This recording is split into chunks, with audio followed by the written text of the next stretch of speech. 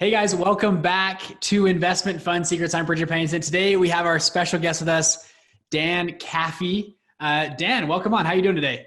Doing great. Just kind of self-quarantining here in my Yeah, empty we're office. both on a video call, so excuse the audio. I'm in my sweatpants over here. I got a nice top on, but still in my sweats below. So, Yeah. but Dan you have an incredible career. You're going to tell us a little bit about your story in just a minute, but has sold multiple companies. Most recent sale, you sold to WeWork for over $100 million. Limited partner in multiple funds. Just an impressive track record. I'm excited to hear all about this. And now doing a lot of stuff. You and your partner have kind of a combined family office that you're investing into smaller startups. We want to hear what you look at for investments. If other people come pitch you to join their funds as an LP, what do you look at? Anyways, we're going to have a fun episode right now. So first off, tell us a little bit about your story, how you got started, and then why did you make the transition to more investor type of space? Why didn't you just, ride off in the sunset on a sailboat and be gone? Yeah, well, I'm glad to be here. So I'll tell you a little bit about my story. I started my first company when I was in college with a guy there in Provo, and it was in his basement. And I just thought it would be a fun challenge, and it turned out that it really was a fun challenge. The company grew, it was great. And so I was an international diplomacy major, so not business at all, but I just took to it. It was something I really liked. My business partner, we've been partners for over 20 years. We met at BYU. So you guys stayed together through the whole time. You're still together. Wow. Yep. Wow. So we started our first company together, I think in 2001, and we met in 1996 in the dorms in college, our freshman year. Wow. So it's been great. So we started our first company. And what were you guys doing? What was your first company? The very first company that we did together was a marketing and recruiting company for transportation truck drivers. So over the road truck drivers. There was a huge shortage of drivers, and we decided to apply technology to the process. And we were one of the first companies to do that, to do online recruiting and technology and marketing for that industry. And then we've evolved. That particular company has kind of been the source of our other companies. So we've evolved it several times. We sold off a large chunk of it. We sold off pieces here and there. And then we spun out another company, which we'll talk about, Team, several years ago. But yeah, that company grew into a large company called Neutron Interactive, which was on the Inc. 500 several times. So it was fun. So I was a CEO for probably 15 or 16 years before I kind of stepped away from operations. And then my partner took over at our other company for a few years, and then we ended up selling that one. So now we're focusing on investment. Now you're doing this now. Okay. I love That's it. right. So yeah, a lot of people listening, that last part, focusing on investing, is kind of where we're interested, right? You've done well in your career. We could probably have multiple episodes on just entrepreneurship and how to start a tech company. But now as a limited partner and a shared family office, you probably get, I'm assuming, a lot of people with their hand open asking for money. To you, what makes a good deal versus a bad deal? And walk us through that. So we do a couple different things. My partner, Sean Ritchie, and I, we have a lot of deal flow from startups, early stage, mid stage, et cetera. And we also are LPs in several other venture funds and other types of funds. And so we get together and we look at what the opportunity is and whether it seems, there's a couple criteria. One is, does it seem like a good deal? Is it something that we actually believe in, right? Do we believe in the people, whether it's a company or a fund? Do we believe in the people running it? Do we believe in the industries they're focusing on? Do they have a track record? But also, to be honest, is it something that we care about? Is it something that we're passionate about? We have a background in operating. So because of that, we like to feel like there's something else we can contribute more than just money. You can raise money from anybody. So is there anything else that we're able to contribute to the fund or to the company? Are we going to be able to actually add real value? That's a big criteria for us. I love it. So when you look at that, right, you have a new company come to you. What kind of, you've worked with VCs in the past, right? And I've heard from other managers and other people that have raised money. Some people hate their VC companies. Some people love their VC companies. I'm guessing now you would love to, you want to be in the latter, right? Where people love you as a partner. What do you do that you've learned from previously raising money and now being on the other end of it as a VC funder on some of these startups, or just an LP in these funds as a partner? What did you learn, and what do you try to implement with these companies that you're partnering with? So all of our first companies up until Team were all bootstrapped and backed by ourselves. Oh, were they? Okay. And yeah, so we learned a lot of lessons in doing that, about how to operate lean. And I'm not going to say that was necessarily by choice. I mean, there really wasn't a lot of funding available for startups in Utah up until pretty recently. So, we learned some lessons on how to operate in a really lean way. But we'd also heard horror stories sometimes from other CEOs who'd raised money and their venture investors were just a nightmare to deal with. And so there was some hesitation there. We didn't have that problem. My partner he's very good at raising money. That's one of his specialties. And he was able to put together a group of investors that was phenomenal. And honestly, they were more value-add investors. They weren't just money. And again, that was mostly just luck. A lot of times the investors we got were the only ones who were interested, right? So you do 20 pitches and you get one response that's a yes, and that's the one you go with.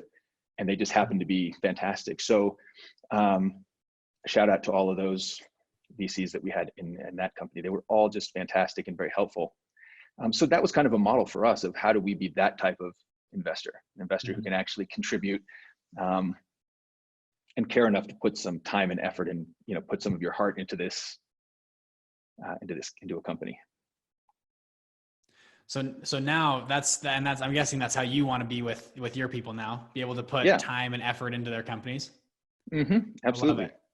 And something we talked about beforehand is you emphasize a lot on the value. And I've heard you speak before as well, the value of a team and the value of building good people around you. How have you been able to do that? You've done this with multiple companies, multiple businesses now. How have you effectively hired good people or brought on good partners? You said your partner's really good at raising money. How have you effectively done that and try to teach and coach other people? Well, I would say a couple of things. So it's a learning process, and we haven't always been great at it. I've made some very bad decisions and hires as well. So not to toot my own horn, but I've made some really good ones too. And there are a few things I like to talk about in this area. So one is the very best people can work wherever they want, right? They don't have a shortage of job offers. Even in a tight economy, they can work wherever they want. So the question you have to ask yourself as a CEO, and frankly, even as an investor, is why would they want to work for you, right? Why would they want to work with you? Who are you? What are you offering? If you don't have a good answer to that question, you're probably in trouble. So really, you want to get the very best people. So one of the ways we do that is during an interview process. You can be interviewing for the lowest level position in a company, where almost anyone could do the job requirements. So what you want to be asking yourself is not whether they can do this job effectively, but what else could they do, especially at the early stage of a startup. What else are they going to be able to do? Is this someone who's going to be able to run the company one day? Are they going to be able to co-found the next company with me? Right? I mean, is this someone who has more potential than just, what we're interviewing for? Yeah. Absolutely. There was a story I like to tell from one of our early hires at Neutron, and we were hiring for pretty much the lowest level position, answering phones and doing a few other things. We interviewed a bunch of people, and one girl, she was, I think, literally 19, and she was phenomenal. She was just something about her. We knew she was better than the other candidates. She was the only one we called back for the position. And I think we were advertising for, $10 an hour or something. And we called her back and said, we want to offer you this. And she said, well, I need whatever, $15 an hour. And we were like, what? But she was the best one. And we knew it, right? The question was, is she going to be able to do more than just answer phones? Is she going to, is this someone who has real potential? Anybody could have done the basic job. And fast forward to today, I think 15 years later or something, and she's the president of the company. So, wow, oh my gosh, geez. Yes, so making those early decisions makes a big difference. Another one was an early developer that we hired at Neutron. And it was another one of those where we interviewed a few people, and there was one guy named Zach Holmquist, and he was just brilliant. He's a brilliant guy. I don't think he was the best coder. His resume had really nothing of interest on it. Just from talking to him, he was someone who we had the sense was going to be a huge player. And we hired him instantly.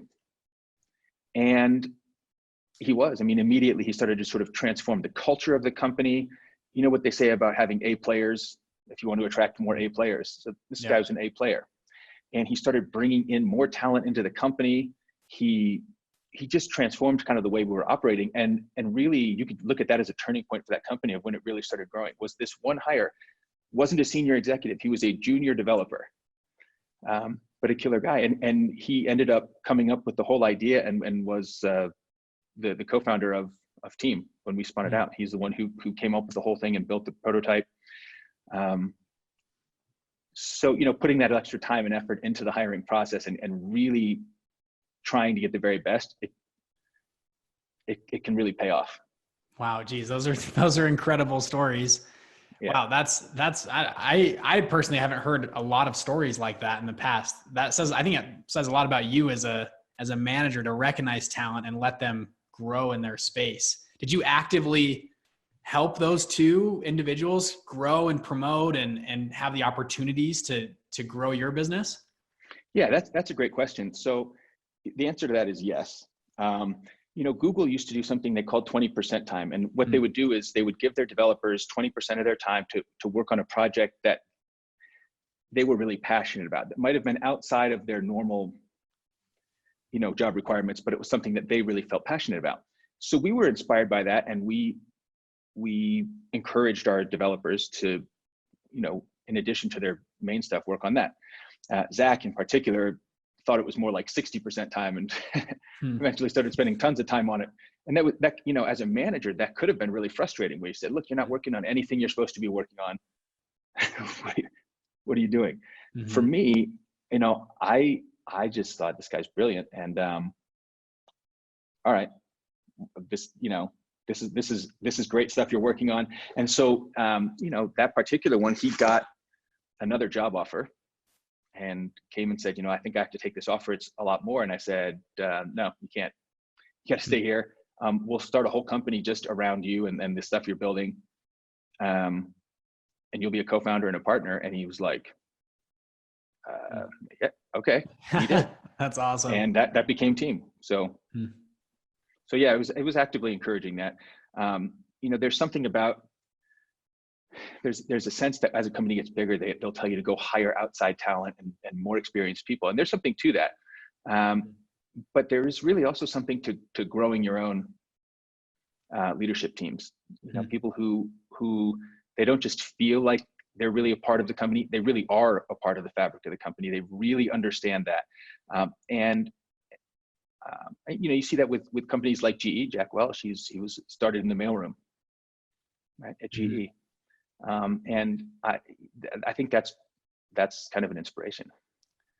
Geez, I love that. So, and following on this same topic of, you talked about in both those interviews, you felt like they were different, like they had this superpower about them.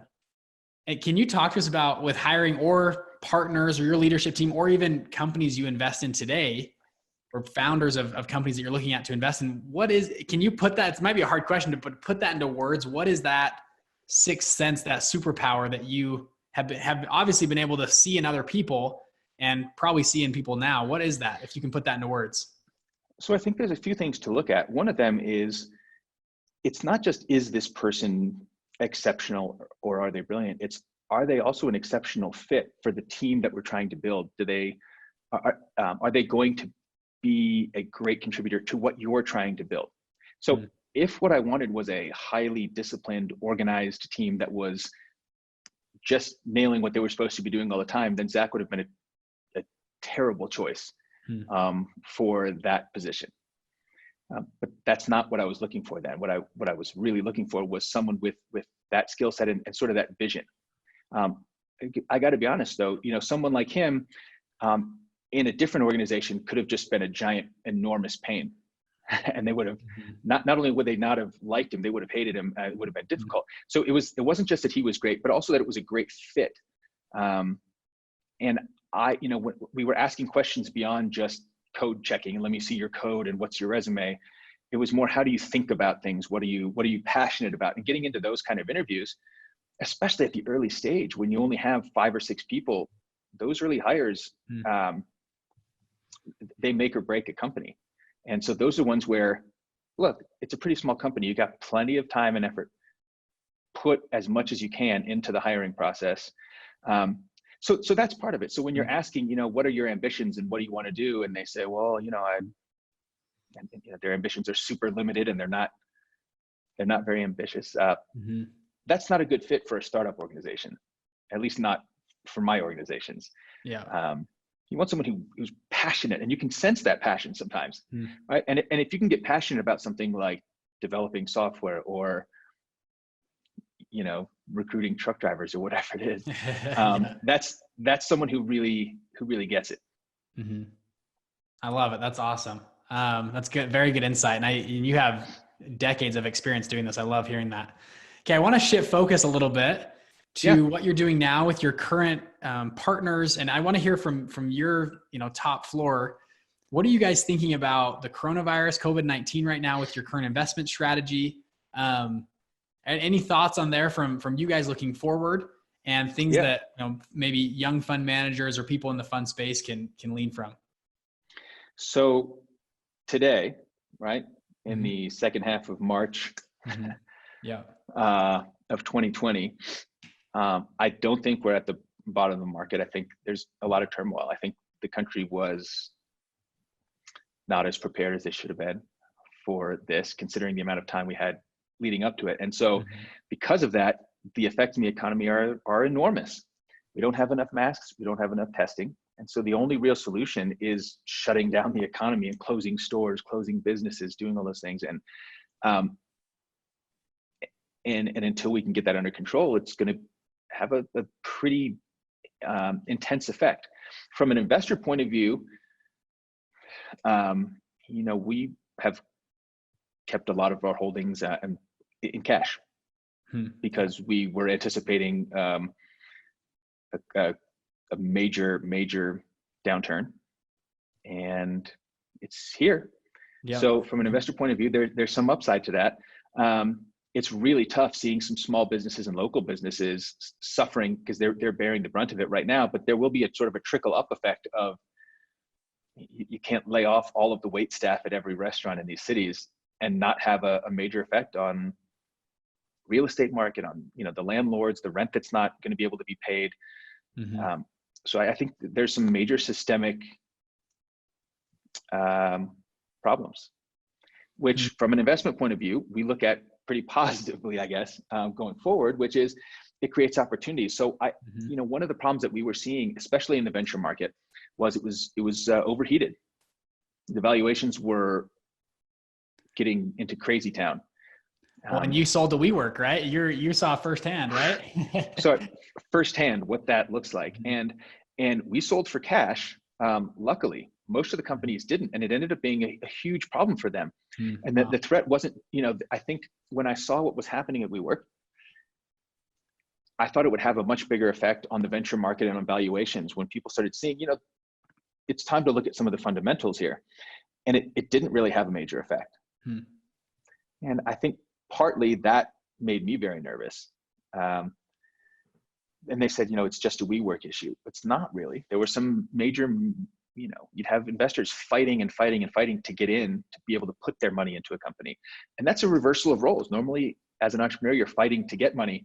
And I started having conversations with VC friends who were saying, yeah, we're fighting to get into this deal. And I thought, that's a little bit worrisome. So I think now with this correction, it provides some real opportunities for investors.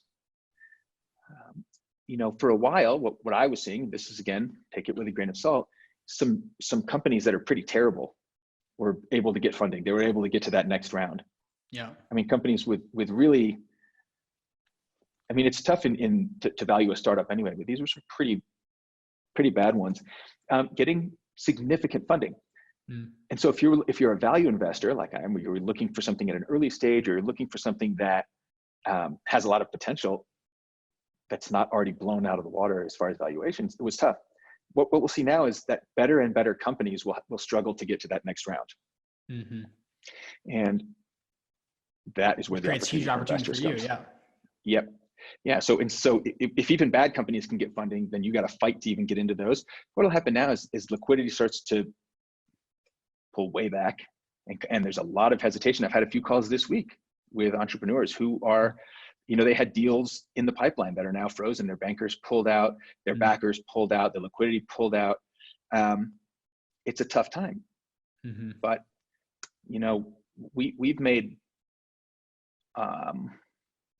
we've had a lot of success in some of the worst recessions. They do present opportunities. So, as long as you can keep your head on straight, and keep your eyes open. Those opportunities are present like currently on March 20th, right? 2020, or is it still on the downside and you're going to wait for the uptick a little bit, or where do you see it? We're waiting. Yeah. Still, I don't think we're there yet. And I think, if you look at this, as far as, I've been monitoring this since December. I'm partly because I'm just very tuned into it. It's something it's been a personal interest to me. So I've been monitoring it really closely, but within the country, within the US, it's only been what you'd call a crisis that people have been talking about for a couple of weeks. Yeah. And so it hasn't had a real chance to trickle through yet. It hasn't really set in for people. What you're seeing is a lot of, out of the main capital markets, money coming out, going to cash just so that they can wait it out, but they don't know what to do with it yet. I think people were waiting for some kind of a rally that they're expecting to happen now, and it's not the right time. Yeah. So I think it needs to settle a little bit more, especially for some of the effects that I'm looking at, which is people adjusting to a different world for valuations. Yeah. I love it. So Dan, thank you so much for your time today, by the way. I've got one last question for you. Hit me. So people, let's say me, right? Or guys like me that are running a young fund that are looking to get in contact with a family office, to come pitch a family office. What advice would you give specifically to family offices, or like you guys combine family offices? What advice would you give to someone before they walk in the boardroom, before they come pitch you? A couple things. One, it's the biggest challenge there partly is going to be getting into that boardroom in the first place. So, you send unsolicited emails to a venture fund or any family office or private equity. The likelihood of even getting a response that's not automated is pretty slim. So one of the best ways is to find, make a connection with someone who's already connected with them. It's not super fair and it's not the most equitable way of operating, but that's kind of how they do operate, because there's so many people coming in, so many different deals that are coming for you. You have to have some kind of triage. So you want to say, look, this is coming to me as a recommendation from someone who we've already invested in, or someone that I already do trust and do know. And then we're much more likely to even take that meeting in the first place. So that's a tip on how to even get in. And then you want to see just, a certain sense of, it's tough as an entrepreneur. You have a certain sense of, not hubris, but you have to have a lot of self-confidence balanced with a little bit of humility. So that you're coming in asking for money. Be prepared with some answers to some tough questions. And that's going to be even more important in this current economic situation. The questions will get tougher and tougher. So expect that. That's awesome. I love it. Yeah, those tough questions. I've had other people actually walk me through a lot of questions like that. What happens if you die? What happens if, there's a million things you've never even thought of. And I love that answer. And then the connection to get in the door. Like you said, it's not fair, but it's the way that it is. I love that answer. Well, Dan, thank you so much for coming on today. Geez, I love that we could call together and Skype in. A lot of valuable content. Thank you so much. If there's any way that people can reach out to you or connect you or follow you online, what's a good source for that? LinkedIn is really great. Actually, I use it a lot. So it's just Dan Caffee on LinkedIn, Caffee. Reach out, connect with me. And if you have a great company you want to pitch, send it over. I'd love to hear it. There it is. Awesome. Dan, thank you so much, and you have a great day.